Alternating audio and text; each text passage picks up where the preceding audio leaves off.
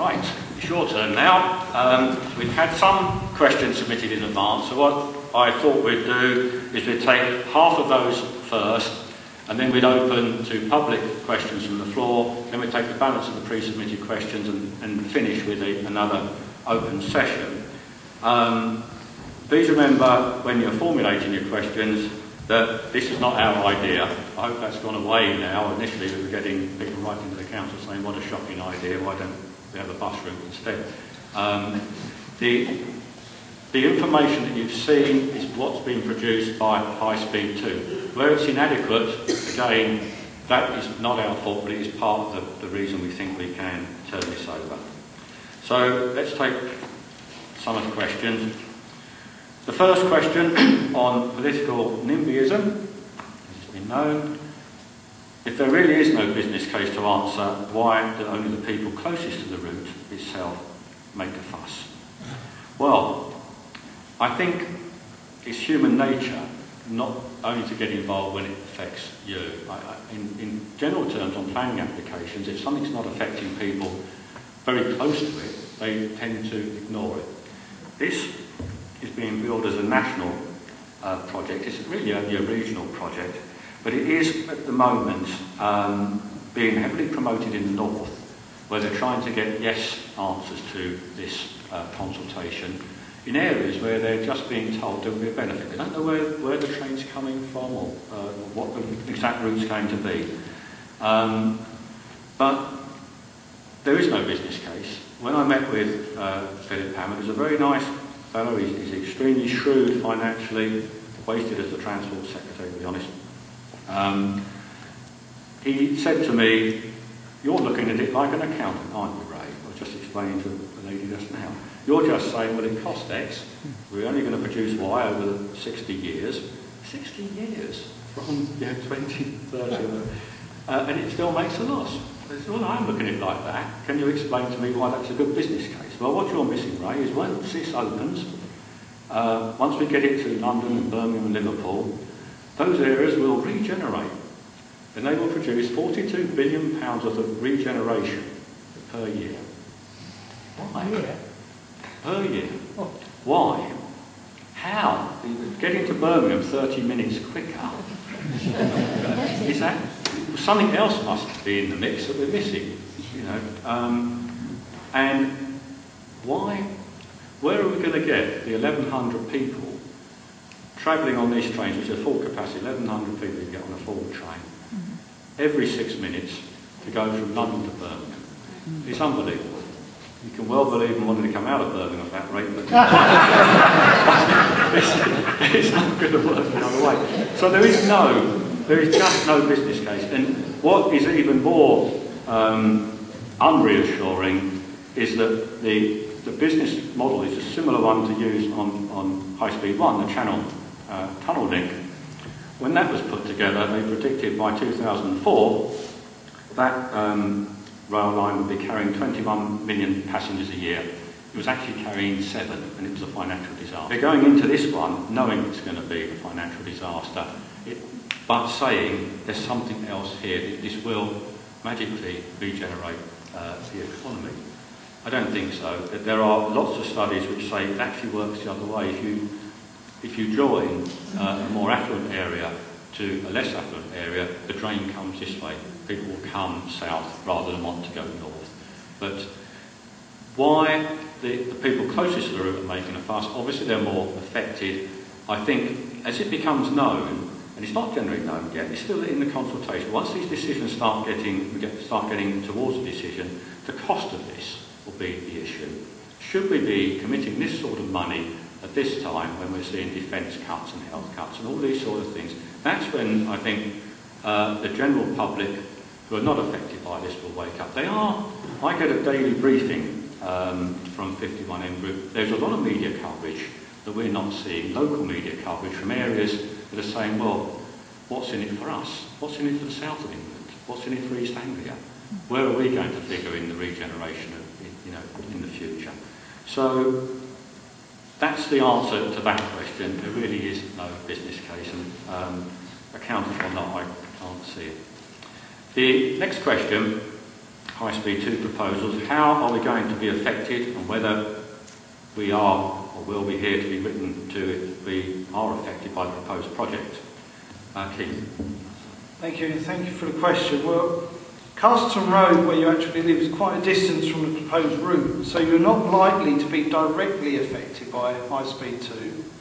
But the construction itself, of course, as we've already heard, will take up to 2 years in Hillingdon, and during that time, all the north and south roads in the borough are likely to be affected by the works needed to the bridges. So everybody will be affected some way or another. And if a decision is made to proceed with high-speed 2, those people that are directly affected by the issues, such as land take, etc., you won't be told until early 2012. And that really is the answer to that question for you. But the bottom line is, everybody in the borough will be affected one way or another because of the road networks that are literally going to gridlock. Right. Why has the south of the borough not been included in previous meetings? The Heathrow villages are blighted by these proposals as a result of the uncertainty about links to Heathrow Airport. This should have been a borough-wide campaign to inform and protect all communities in the London Borough of Hillingdon, not just those in the north of the borough. Consultation will end on the 29th of July, and your meeting on the 14th of July is for any resident. Have you even considered the implications for those of us down south? Absolutely. I think that came across in the presentation. Vast majority of you will receive the Hillingdon people. In the May-June edition, have your say on high-speed 2. For my opening comments, if approved, the central government high-speed 2 would impact on both north and south of this borough, with a line running through Rice, Pickenham and Harefield and a high-speed link to Heathrow. The proposed high-speed link will almost certainly see the third runway issue back on the agenda. I don't know why. We've held these meetings because these are the houses that are in the areas that's going to be affected. The Heathrow link is 9 or 10 years down the line, but there will be no consultation on it. If we don't pick it up now, it will happen. I've tried to galvanise the politicians down there on this matter. I don't know why they've not picked it up. I don't know why the local MP isn't banging on the door. He normally is. The other two MPs have made their position well known. I have to say I was extremely disappointed. These aren't normally political meetings, but we had a council meeting last week where we put down a motion condemning this high-speed route ahead of our submission to the government, and I expressed my disappointment with the Labour group were with us. They eventually were. We talked them round. I know some of the people from the action group were there to see it, but to get them standing up in the council chamber saying that they agreed that there was a business case for high-speed 2, we thought was a disgrace. Eventually they come round and they voted with our motion to condemn it, so they got that badly wrong. But as a council, we are fully aware of the danger of the third runway coming back, and we are fighting this as a total campaign. You can rest assured of that. Okay, next question. Again, another political one. Have the residents in the north of the borough been made aware that they are blighted by this proposal because it would be the shortest route to Heathrow Airport and a cheaper option? As often as I can, I make it quite clear that this western route is only chosen because it's the only route that can give a high-speed link into Heathrow. You can't do it from any of the other routes that were in the initial views that were being put forward by high-speed 2. There is no need for this. The high-speed 2 engineers themselves will tell you if they had a free hand and they wanted high-speed rail, they would bring it along the M1 corridor and then link in and get to Heathrow through Crossrail that's going to be built at the same time.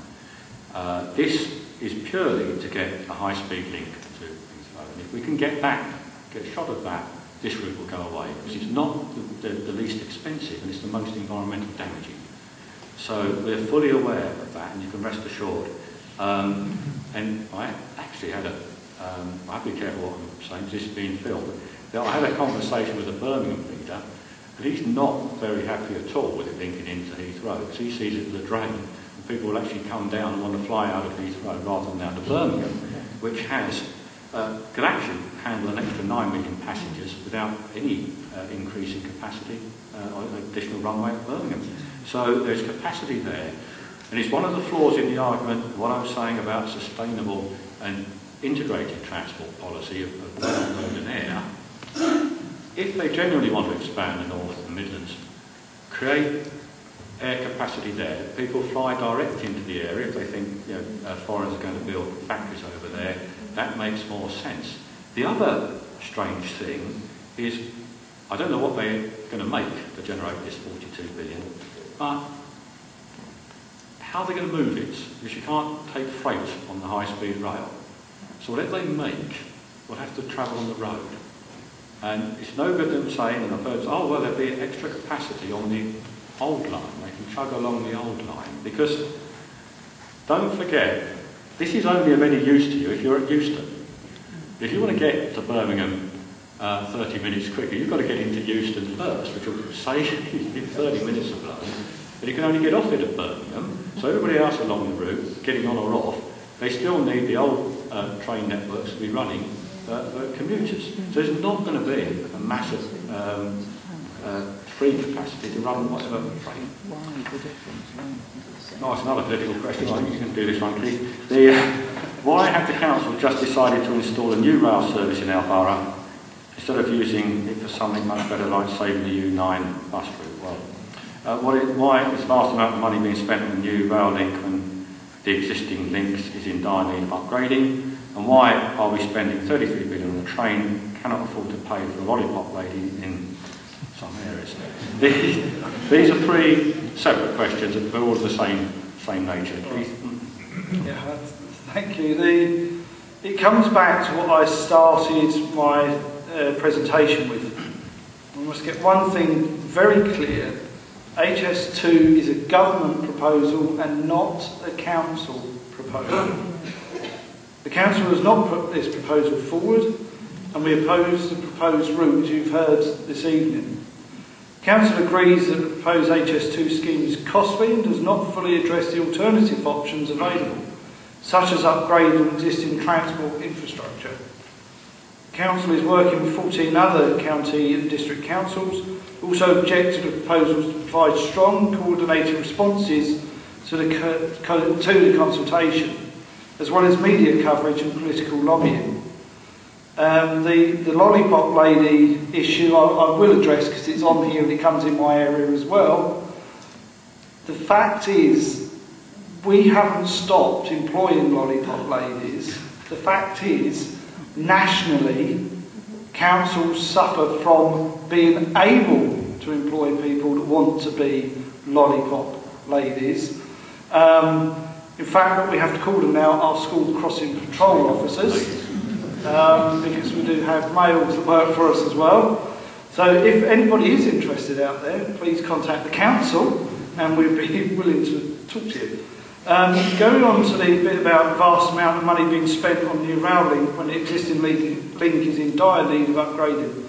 As a council, we agree. You've heard that this evening. We do not believe that the proposals for HS2 provide the best value for money, or it's the answer to increase rail capacity and performance, because it's not. Everything's blown out of the water, business case and everything. And to use one of the leaders' quotes which he used in the council chamber when addressing the Labour Party and talking them around to vote with us on the HS2 agenda, he said that an Alsatian could put a business case together better than the HS2 Limited put a business case together. So it's very true. So we believe that the current route west out of London and through the Colne Valley was strongly influenced by the decision to get the Heathrow link. That's all it is, it's to get that Heathrow link. Yeah. So once again, it's not us, it is the government. And although the government is our own government, you've heard from the leader that we will fight them as well. Right, the next question is a fairly specific one on HOAC. Will Hillingdon specifically put the case of HOAC and the public benefit it provides in replying to the consultation? Janice, you know, do that. Yeah, that's a good question. Thank you for that. As you heard in my presentation, it will impact adversely on HOAC. There's a lot of users there, and we definitely, in our council response, will put that in. Just for your information, we have a cabinet meeting on the 28th of July, where this will be determined, the council's position on High Speed 2. And I think the agenda papers come out, I think on the 20th, I've been told. So do watch out for that, because that will have the council's case on there. And that might help you in terms of responding yourselves. So if you want to see the detail of that, look out on the Hillingdon website the week before the 28th, and you'll get the full sort of response that we're putting forward. And in that you'll see that we will actually put the case forward there. But that doesn't mean that you, as individuals, if you feel strongly about certain issues, that you don't put them through yourselves. Because it is important that you don't rely just on us as a council fighting this. You know, we need the support of each and every one of you, really. Thank you, Janice. Another political question. In times of austerity, why is it deemed necessary to spend an extortionate amount of money on a project that only benefits a few? Well, I think you've answered it, Keith, but anything else? No, the only thing, I'll just pick up on what Janice has mentioned about our consultation document. The leader and myself have given a copy of it this evening, and to give you some idea of our consultation document, that is our response back to them. So you can see we have taken it extremely seriously, and you can look at it online if you wish when it appears on there from the 20th. But that is our consultation document. So we are there and we've got our case. I also think there should still be on the website. The answers that I gave earlier on in my presentation are on the website as well. They're now, so if you want to, pick anything out of that, it's available.